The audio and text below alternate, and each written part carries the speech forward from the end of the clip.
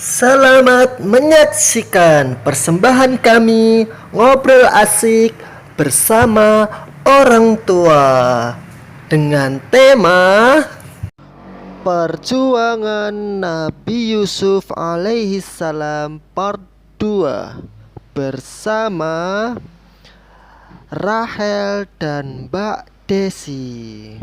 Selamat menyaksikan. Mau kemana, Mbak? Kok lupa sih, Mbak? Apa, Dek? Lanjutkan dong kisah Nabi Yusuf. Oh iya, Dek, Mbak lupa. Apa yang terjadi pada Nabi Yusuf kecil yang dijual sebagai budak di istana Mesir? Beliau bisa melaksanakan tugas harian secara baik dan bahkan beliau bisa tumbuh menjadi pemuda tampan, gagah dan selalu taat kepada Allah. Insya Allah. Walaupun hidup dalam tekanan, Nabi Yusuf tetap bisa melaksanakan tugasnya dengan baik. Seberapa tampan Nabi Yusuf ya?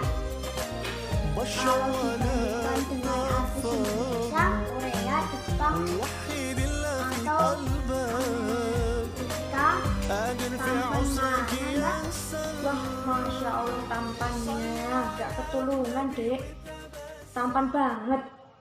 Sampai Yulaikah, istri Al-Aziz Menteri Mesir, terpesona mabuk asmara kepada Nabi Yusuf. Terus apa yang terjadi pada Nabi Yusuf? Nabi Yusuf segera lari, tapi baju belakangnya itu ditarik Zulaikah hingga robek. Peristiwa itu ketahuan oleh Al-Aziz, namun dengan Al-Aziz minta pendapat penasihatnya yang bijak.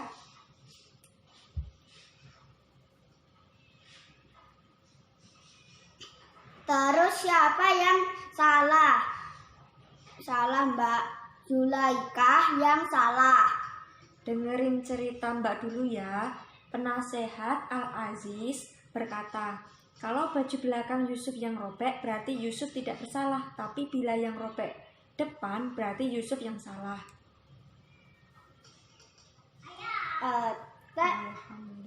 Alhamdulillah, Nabi Yusuf selamat. Belum selesai.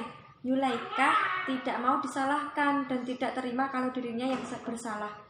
Maka dia memanggil semua istri-istri para pejabat, dikumpulkan pada sebuah ruangan pertemuan yang sudah disiapkan apel dan pisau. Yulaikah ingin mengadakan acara apa, Mbak? Yulaikah ingin menunjukkan ketampanan Nabi Yusuf. Sebelum itu, Yulaikah meminta seluruh hadirin untuk mengupas buah apel. Kemudian Yulaikah meminta Yusuf keluar dan berjalan di tengah pertemuan. Terus apa yang terjadi, Mbak? Banyak teriakan histeris. Ganteng banget. Dan banyak darah berceceran. Ih, serem. Udah ya ceritanya ya, Dek. Serem sih. Mbak, ini mah belum selesai ceritanya. Siapa yang terluka, Mbak? Kok bisa ada darah? Bisa dong. Ketika Nabi Yusuf menampakkan diri, seluruh hadirin terpana sehingga mereka tidak merasakan kalau ternyata jari tangannya telah teriris oleh pisau. Terus apa yang terjadi pada Nabi Yusuf, Mbak? Gara-gara banyak istri pejabat terluka. Nabi Yusuf dipenjara. Loh, Mbak, apa yang salah Nabi Yusuf? Nah, ini loh rekosone susah dadi wong cilik karena tidak punya kuasa, penguasalah yang semena-mena. Dek, kamu harus jadi orang yang hebat dan punya kekuasaan ya, agar bisa menolong orang-orang baik yang membutuhkan bantuan. Siap, Mbak. Mohon dukungan dan doanya ya, Mbak. Kembali ke Nabi Yusuf, apa yang dilakukan Nabi Yusuf, Mbak?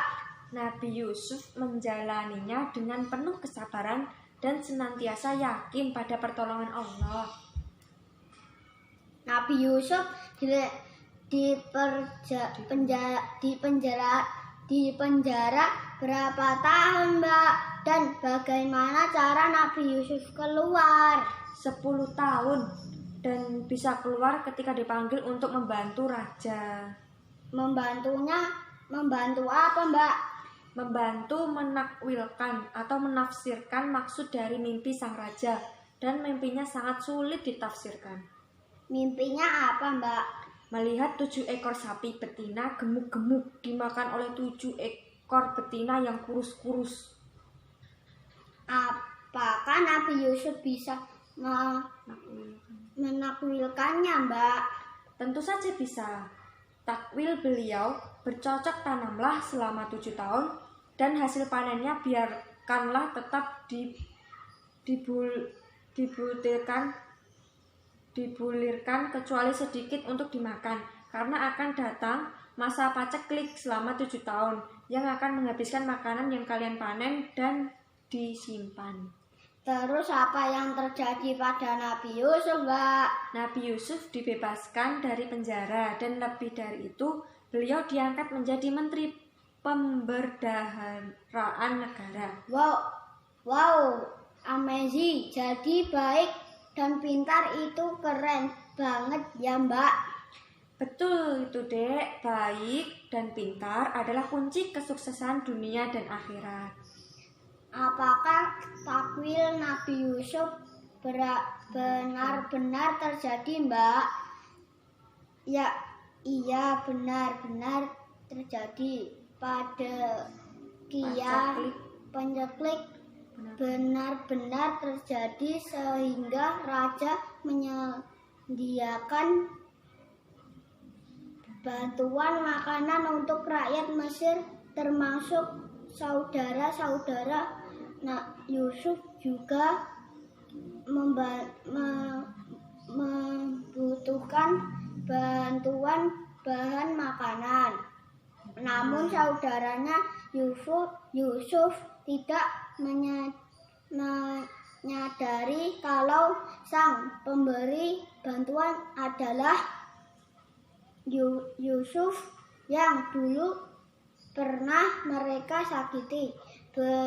Berarti saudara Yusuf yang jahat itu pulang dengan tangan hampan karena Nabi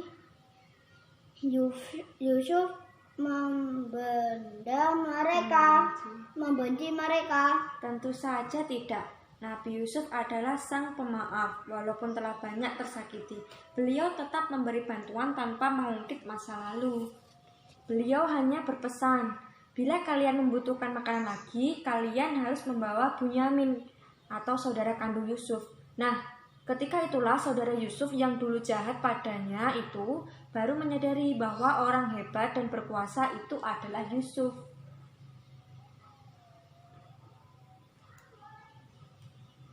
Terus. Singkat cerita, Nabi Yusuf membawa seluruh keluarganya ke istana dan membahagiakannya.